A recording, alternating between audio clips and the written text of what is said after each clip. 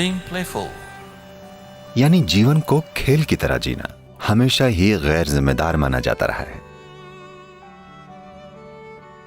हाँ, बचपन से ही ऐसा होता आया है और शायद आप अपने बच्चों के साथ भी यही कर रहे हैं। अगर वे हंस खेल रहे हैं तो आप उन्हें गैर जिम्मेदार समझते हैं। जीवन का सबसे जिम्मेदारी भरा तरीका है जीवन को खेल की तरह जीना। मुंह लटकाकर इस धरती पर घूमना बिल्कुल गैर जिम्मेदाराना काम है। हाँ या ना? क्या दुखी होकर घूमना बिल्कुल गैर जिम्मेदाराना नहीं है? To walk around with misery.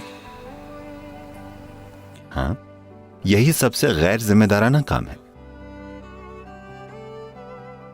तो खेल की भावना होना गैर जिम्मेदाराना होना नहीं है। प्लेफुल होना जीवन के प्रति बहुत जिम्मेदार और जवाबदेह होना है। खेल की भावना होगी तभी आप ऐसा कर पाएंगे। आप गंभीर होंगे तो दुनिया आपके लिए होगी ही नहीं, बस आप और आपकी बकवास होगी। हाँ, गंभीर होने पर बात सिर्फ आपकी और आपकी बकवास की होती है। दुनिया और दूसरे प्राणी आपके लिए मौजूद नहीं होते। जब आप जीवन को खेल की तरह जीते हैं तभी आप हर चीज पर ध्यान दे पाते हैं और तभी आप हर चीज का सही मायने में जवाब दे पाते हैं। सिर्फ तब जब आप प्लेफुल होते हैं, वरना आप ये नहीं कर पाएंगे। आप इसके बोझ तले ही मर जाएंगे। तो खेल भावना कोई फिलॉसफी नहीं है जिसे विकसित किया जा सके। मुझे खेल की तरह जीना है, मुझे खेल की तरह जीना है।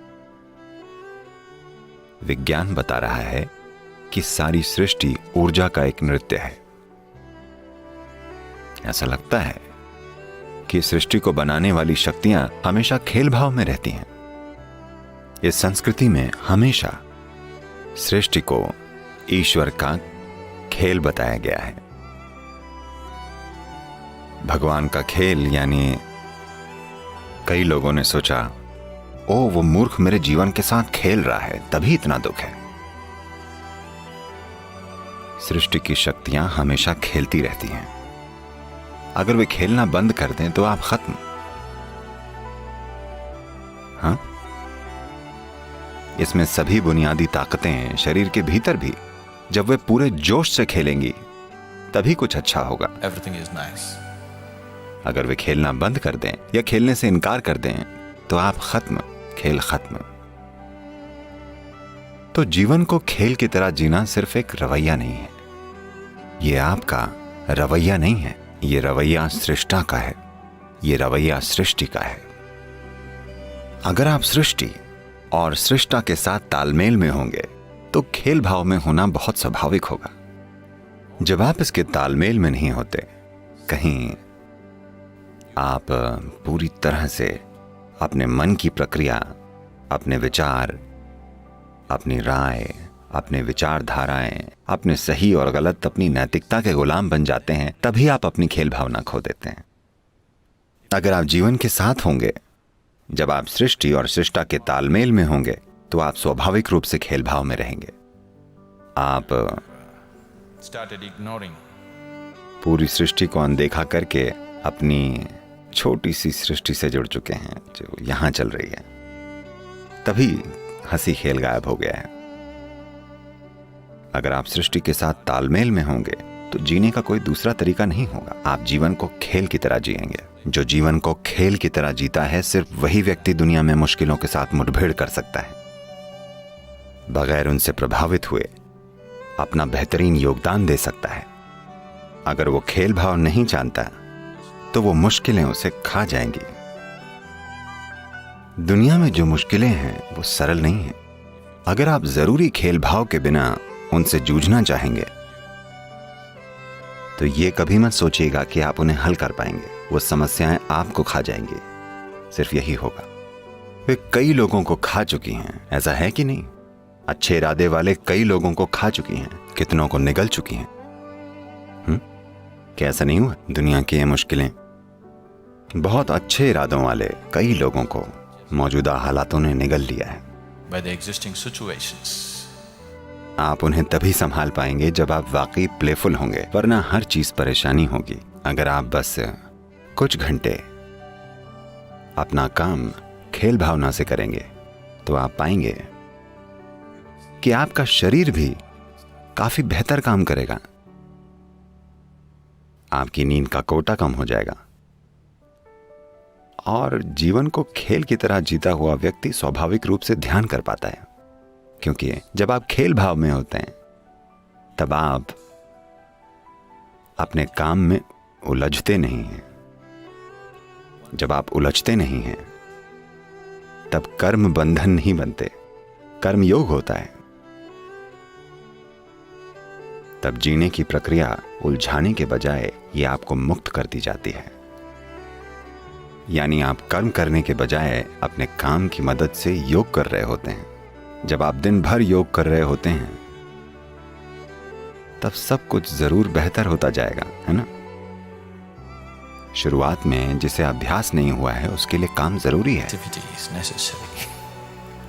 और अगर आप खेल भाव से काम नहीं करेंगे तो काम हमेशा परेशान कर देगा, Always. चाहे काम कोई भी हो। किसी भी स्थिति से गुजरने के कई तरीके हैं। महाभारत में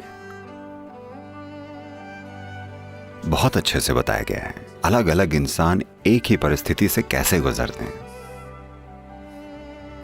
कृष्ण जिस चीज से गुजर रहे हैं उनके आसपास के लोग भी छोटे पैमाने पर लगभग उन्हीं चीजों से गुजर रहे हैं। बाकी लोग कैसे गुजरते हैं और वे कैसे गुजरते हैं, अलग अलग लोग कैसे गुजरते हैं, स्थितियां वही हैं। महाभारत ये चीज बहुत अच्छे से समझाता है कि कैसे चेतना के विभिन्न स्तरों पर लोग एक ही परिस्थिति से किस तरह से गुजरते हैं। Through the same situations. जब कोई समस्या होती है, मान लीजिए आप यात्रा कर रहे हैं या ऑफिस में हैं, कुछ समस्या पैदा हुई, यदि 10 लोग हैं तो ये 10 लोग इस छोटी सी समस्या का अनुभव कैसे करते हैं? एक व्यक्ति अपने बाल खींचेगा और भड़क उठेगा, कोई किसी और पर झपटेगा, कोई अपना सिर पीटेगा, कोई व्यक्ति ये देखेगा कि वो क्या कर सकता है। क्या आपने ये देखा है? स्थिति एक ही है। तो बुनियादी तौर पर यही महाभारत है।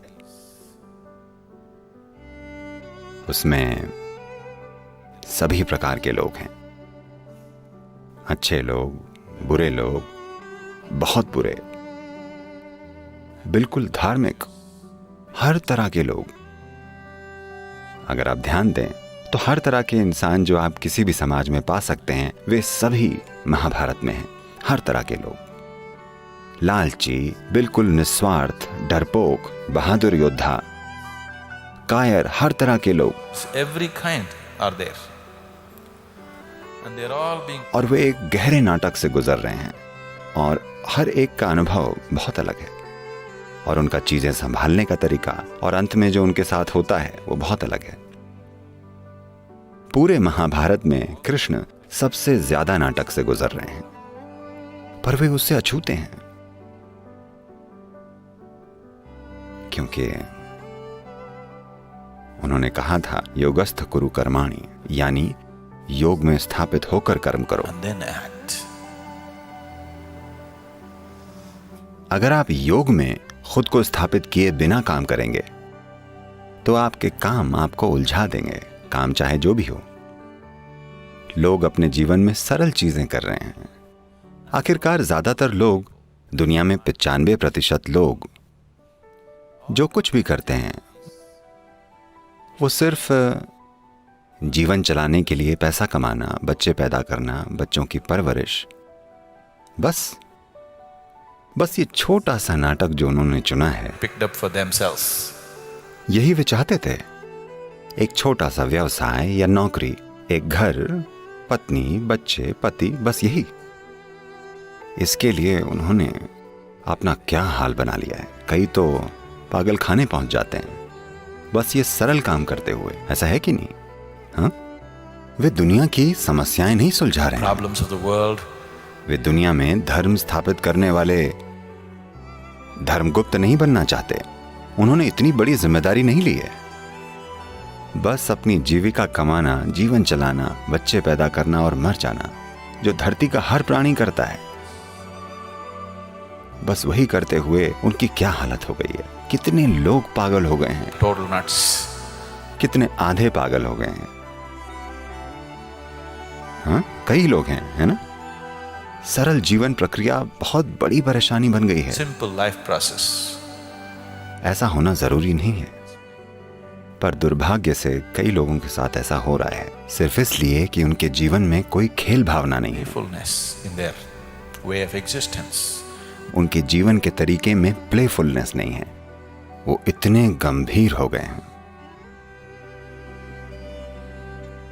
अब ये दो बातें उल्टी लगती हैं। एक स्तर पर तीव्र जोश और भक्ति की बातें, दूसरे स्तर पर हंसना खेलना, यही तो बात है।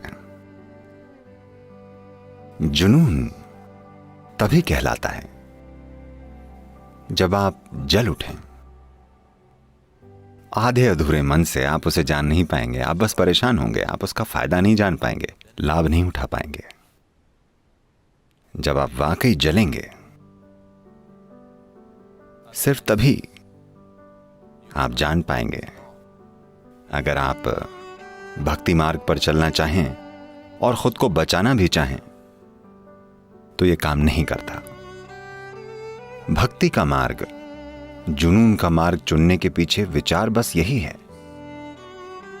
कि आप अपने भीतर मौजूद हर चीज को जला देना चाहते हैं, ताकि सिर्फ वही आपके भीतर मौजूद रहे जिसके लिए आपका जुनून है, जिसके आप भक्त हैं, जिसे आप मैं कहते हैं, वो इस सरल प्रक्रिया में जल जाता है। ये एक विचारशील मन को यह खुद पर अत्याचार लगता है, पर जब तक आप अपनी सीमाओं को जला देने के लिए तैयार नहीं होते, आपके भीतर नई संभावनाएं नहीं जगती। नई संभावनाएं आपको वाकई तभी छुएंगी जब आप जल उठेंगे।